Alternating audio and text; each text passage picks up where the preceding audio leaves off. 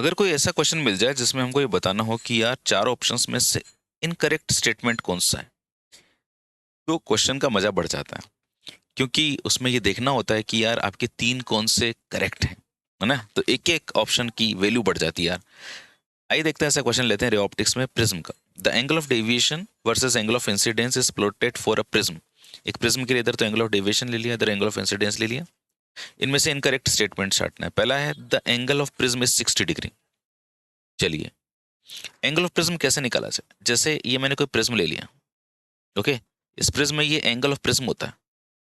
मतलब angle of prism actually वो angle होता है जिसपे कोई लाइट, जिस फेस पे लाइट इंसिडेंट हुई और जिससे लाइट बाहर निकली, तो plane of incidence and plane of emergence के बीच का जो एंगल होता है वो हम एंगल ऑफ प्रिज्म कहते हैं। अब एंगल ऑफ प्रिज्म कैसे निकाला जाए, तो देखो यहाँ पे जो एक इन्फॉर्मेशन दे रखी है हमको, दो एंगल ऑफ डेविएशन दे रखे हैं।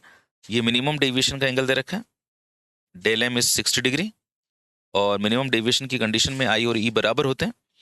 फिर एक डेविएशन 65 डिग्री के लिए हमको दो एंगल दे रखे हैं, एक एंगल ऑफ इमरजेंस 70 डिग्री और एक एंगल ऑफ इंसिडेंस। अब इस इंफॉर्मेशन से हम हमारे आंसर तक कैसे पहुंचे, this is the task, okay. तो मैं फर्स्ट ऑप्शन की बात करता हूँ। The angle of prism is 60 degree. तो देखो मेरे को एंगल ऑफ मिनिमम डेविएशन पता है 60 डिग्री, ओके। ओके, अब जब मैं 60 डिग्री की बात करता हूँ ये, तब मेरे को आई और ई दोनों बराबर दिए हुए हैं, ये 60 डिग्री है। तो मैं जानता हूँ कि del is equal to I plus E minus A होता है। अच्छा, इसके बारे में कोई भी डिटेल आपको देखनी हो तो रे ऑप्टिक्स की प्लेलिस्ट पे चले जाना, उसमें मैंने प्रिज्म के बारे में बहुत कुछ बता रखा है, वहाँ पे आपको बहुत सारी इन्फॉर्मेशन मिल जाएंगी। तो जब मैं मिनिमम डेविएशन की बात करता हूँ तो ये 60 डिग्री दे रखा है, इसमें आई और ई दोनों बराबर होते हैं, जो आपको 60 दिए हुए हैं, 60 प्लस 60 माइनस ए। तो ये कट गया और ए की वैल्यू आ गई मेरे पास में 60 डिग्री। तो पहला ऑप्शन तो हमने सही साबित कर दिया, दिस इज करेक्ट, कोई दिक्कत नहीं है। Refractive index of prism is √3। क्या इस प्रिज्म का रेफ्रेक्टिव इंडेक्स √3 है, यही चेक करते हैं। तो जो रेफ्रेक्टिव इंडेक्स का फॉर्मूला होता है वो क्या होता है, mu is equal to sine del M plus A upon 2 upon sine A by 2। आपको जितने अच्छे से फॉर्मूले याद होंगे ना यार, उतना ही आपका काम फास्ट हो जाएगा एग्जामिनेशन हॉल में। तो डेल एम की जो वैल्यू है वो हमको 60 डिग्री दी हुई है। प्रिज्म एंगल अपन लोगों ने अभी निकाल ही लिया 60 डिग्री, और ये भी 60। 60 और 60 120, 120 में 2 को डिवाइड किया तो ये साइन 60 हो गया। 60 अपॉन 2 मतलब 30 हो गया। साइन 60 की वैल्यू √3 अपॉन 2 और साइन 30 की वैल्यू हाफ। यार वो म्यू की वैल्यू √3 आ गई। इस तरह से हमारा सेकंड ऑप्शन भी सही हो गया। पहला तो सही था एंगल ऑफ प्रिज्म, ये भी सही हो गया। चलिए थर्ड ऑप्शन को चेक करते हैं। थर्ड ऑप्शन को सबसे पहले अपन लोग रीडिंग लगाते हैं। थर्ड ऑप्शन क्या कह रहे हैं कि for deviation to be 65 degree, 65 degree का अगर डेविएशन हो तो दो बार दो पॉइंट्स पे कट कर रहे हैं। तो एंगल ऑफ इंसिडेंस क्या 55 डिग्री होगा क्या।